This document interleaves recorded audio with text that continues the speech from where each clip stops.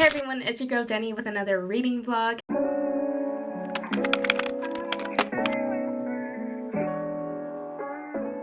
We are actually going to be working from home today and tomorrow as well. I went into the office this morning, but I am feeling a little under the weather. So thankfully my team lead was like, go home and be comfortable. And I really think it might be really aggravated allergies just because of the wind and the rain. I feel like there's a lot of things that were kind of like spread into the air because of the weather. So fingers crossed, knock on wood, that's all that's to it. And as for reading, last night I started Camp Damascus by Tingle and I am hooked. I don't know, there's something about the writing style and some stuff has already happened and it's just so intriguing to me. One of the things that I find intriguing is that our main character, Rose, was raised in a very religious household, so some of her thoughts and mannerisms are interesting. And I believe we just found out that she turned 20, and the way that the first chapter was set up, I genuinely thought she was younger, so I was shocked to find out that she just turned 20. I'm interested,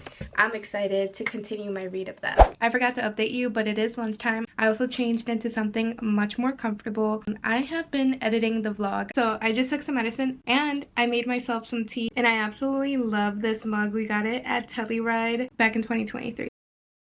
That feels so good on my throat. I really want to finish editing this vlog so that after work I can just read and not think of anything else. I also need to edit the what I read in a week. It's like the short video that I post across all socials, so I'm pretty much done with it. I just have to make sure that the clips are lined up and then that should be good to go. I'm not feeling my best right now, so I'm just gonna go take a nap. I may not read too much today. This has turned into a sick day vlog. Unfortunately, I am not feeling good. I have a fever. Everything hurts right here. I'm going to take some NyQuil. I made myself some tea, and this is one of our favorite mugs. Tip that I have for you is take one of your cough drops and put it in your tea to melt. So you're gonna let that melt and then you're gonna get the benefits of a cough drop. Personally, I really like these Ricolas. Ricola. This has fully turned into a sick day vlog for sure. Have not been feeling the best, and on top of it, our AC unit just went out. Our house is reading as 80 degrees, which is so fun, so great. Don't recommend being sick at the peak of summer with no AC. Things will work out. I can't sleep anymore just because it's so warm in here, so we're just kind of dealing with it, having all the fans on, and just right now we're gonna be downstairs because it's a little cooler down there. And I know it's hot, but I'm gonna have pozole, which is such a Mexican thing to do. Pozole usually helps when I'm sick, so hopefully that'll cure everything and I'll start feeling better. Yesterday I ended up reading only one page. I know, I just felt so sick, I couldn't do it. Oh, very quickly, look at my mug. It's so cute. It's a little bat mug. I got it from 2nd & Charles in Gurnee, Illinois. I'm going to continue reading Camp Damascus, and one of the last things that I read was a scene where Rose threw up and there was like a bunch of like bugs. And reminder, her and her family are super religious, so that's low-key, you know?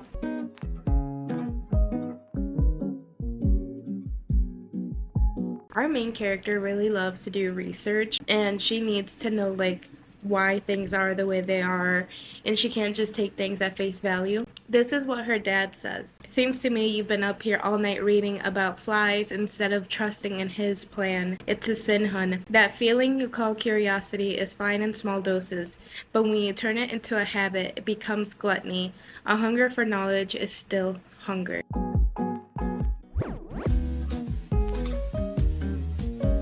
There's a weird conversation between her and her dad because she realizes that she doesn't have a door, and he's like, you've never had a door. Then she's like, that's weird because she has memories of her opening and closing a door, and he was just like, you don't believe me? And so then he's like, do you want a door? And she's like, I guess. But it's so weird. Like, I can't tell like what's real and what isn't, and now I'm curious if we're not to trust Rose's perspective or not to trust the parents. So it's really warm in the house, so we're gonna do just a quick little drive just to cool down, right? I mean, it already feels so much better in the car than it does inside. Just 3 seconds in. I feel a little bit better, yeah.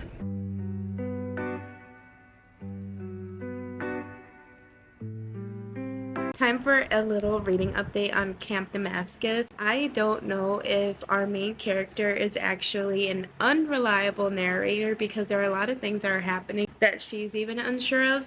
And also, I think it's really suspicious that everyone, I mean everyone, her parents, people in the town, and even her therapist keep pushing her towards this Isaiah guy. I have a feeling that she was 20 years old, and I think at one point earlier in her life she might have actually gone to Camp Damascus herself, and I feel like that's why there are some things she's not sure of and why things are weird. And she's also seeing like this hallucination of this woman that's terrifying. And I wonder if that has to do with her potentially being someone that went to Camp Damascus. I don't know. I think those are just my initial thoughts, is that that's why she kind of isn't sure of these things. And she keeps having these, like, not flashbacks, but these intrusive thoughts of her being with this girl in some capacity, and they're very quick, so we don't really get an idea of what that relationship or friendship was like. But I do have a feeling that at one point she had gone to Camp Damascus and she just doesn't remember it for whatever reason.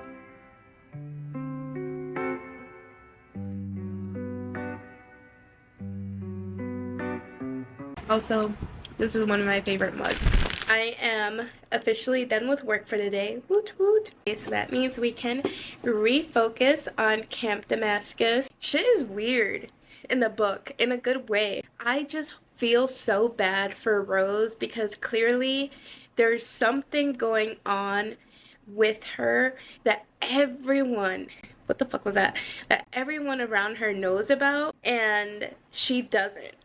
And it sucks because she's the type of person that is very analytical and she is very curious, and it's very frustrating for her to know that there's something happening with her or her mind or her reality that she just can't get a grasp on. But it's getting to a point where she is kind of figuring things out.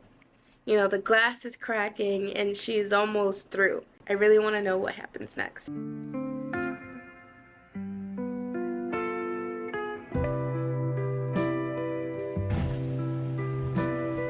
What the fuck?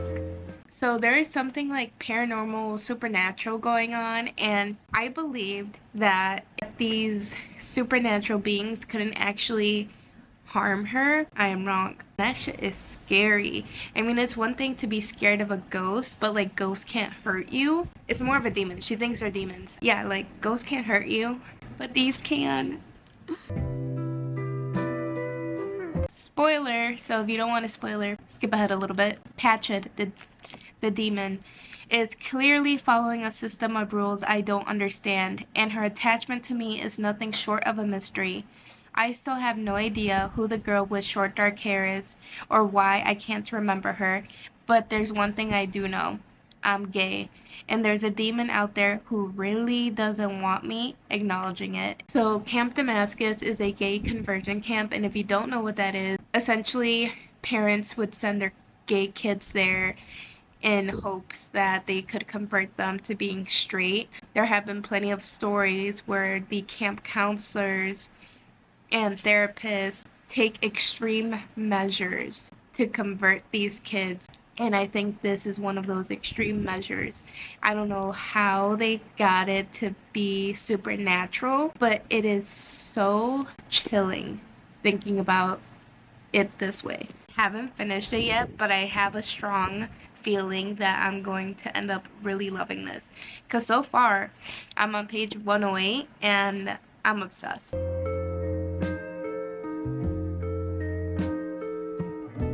It's very apparent that the therapist is very questionable. Rose is like, Dr. Smith also appears completely unaware of my place on the autism spectrum. My conscious mind was ignorant to the fact that I'm gay, but even I knew I was autistic. And it's just so funny because it's like another way to show that he's definitely not who he says he is, and I actually don't think he's a doctor of any kind. FYI, this is going to be a spoiler. I was taught the importance of perseverance by the Kingdom of the Pines, so I suppose they brought this upon themselves. I was also educated on vengeance. I'm hoping for justice rather than retribution, but the heart of the matter remains. I was a cog in a terrible machine for years, and now I'm honored to be the monkey wrench dismantling it. But also, her parents paid $500,000 for her to go to Camp Damascus. $500,000 to not want your child to be gay is crazy. Why can't you just accept your child? Why did no one tell me? My eyes look crazy. I think this is from all the coughing and all the sneezing. Oh my gosh. It's us. 11 years ago, he asked me to be his girlfriend. But you said it's not a no. Yeah, I didn't say yes. I said it's not a no. And somehow, we're here. That's supposed to be him because he always wears his Hawaiian shirts, and that's me. With the yellow flower. My yellow flower. That's really good. Mm-hmm.